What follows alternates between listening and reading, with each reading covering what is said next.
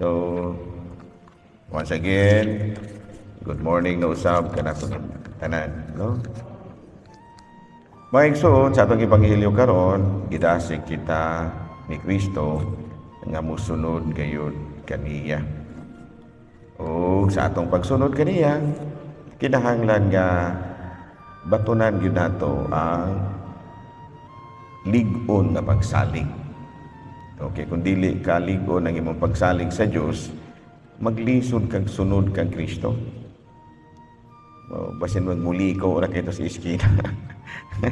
Kapahinom doon din ako kada bitaw mag-procession ba sa Santo Inchero. No, ano bang mag-procession Bernis Santo, ang uban mangliko ra ito sa iskina.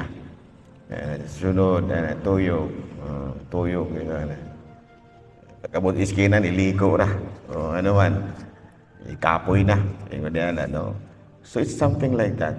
No nga sa atong pagsunod kang Kristo, kinahanglan di ay nga ang ato nga pagtuo pagsalig kaniya lig-on.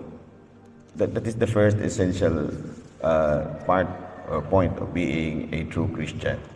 Nga musunod gyud kita kang Kristo.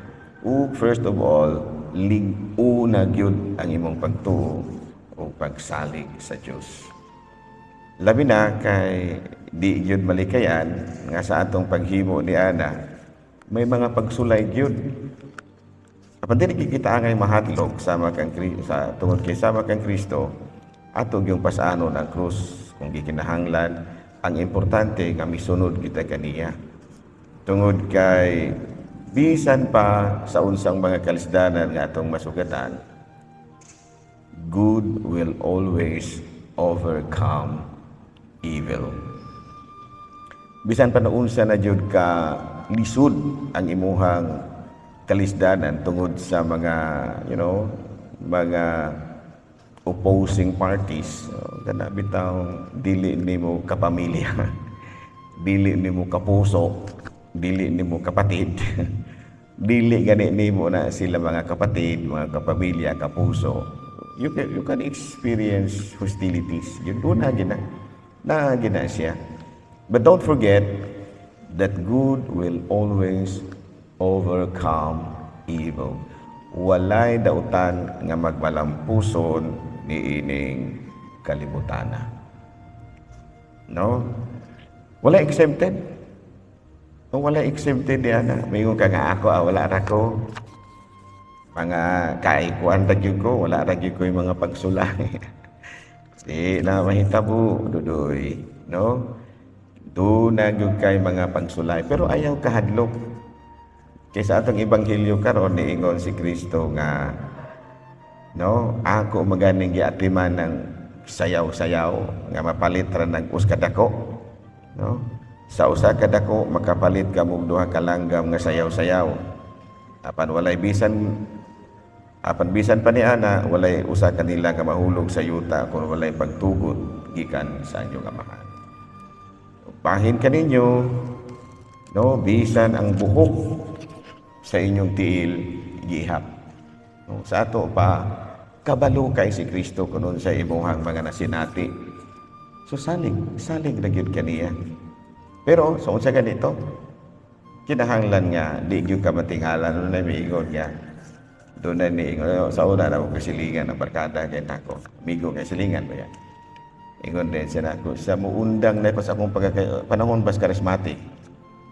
Ingon siya nga muundang lagi ko sa akong pagka-charismatic, Brad. Ano naman?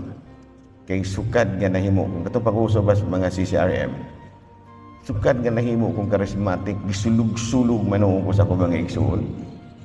Ila manoong kong perming tistingan. Ito niya, sa iyong plano, undang ko sa akong pagka-charismatic. Aron pagdunay, magsurang-surang, binukbukay na gidahan. Balik mo kang isuga. Balik mo kang isuga, relax lang. Ano man? Kaya apil na sa atong pagsunod kang Kristo. So if you are really a true follower of Christ, it is always, it is ordinary. It is ordinary for us to be, to encounter trials and difficulties. Di ka na mamala. Ang importante lang ay you always trust in God's providence. God's loving providence. Ganyan. Doon na mga pagsulay, pero dili gyud na itugot sa Ginoo lagi. Ang importante nga mo salig ra gyud ka. Just always put your trust in God's loving providence. Doon na ginaingon nga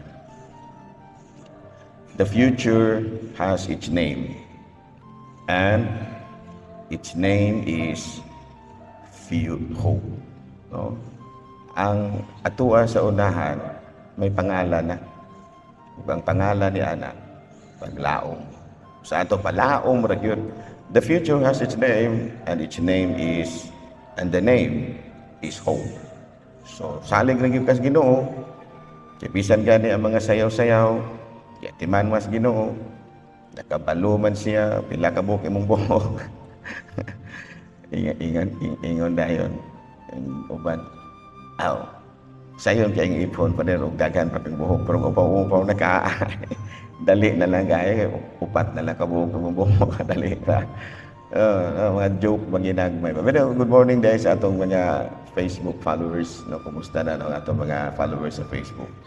Thank you very much for following our program, our vlog. Thank you very much. Kanang kini among gihimo, this is in line with the request of our Pope, Pope Francis, that we will always utilize media platforms for evangelization. So again, ang ato karong ebanghelyo nakisgot og kamusalig kita sa Dios, nga dili kita pasagdan niya, because He will always overcome evil, and of course ayaw katingala kaya walay exempted ani kitang tanan makasinati gyud og mga ingon ini. Manindog paliko.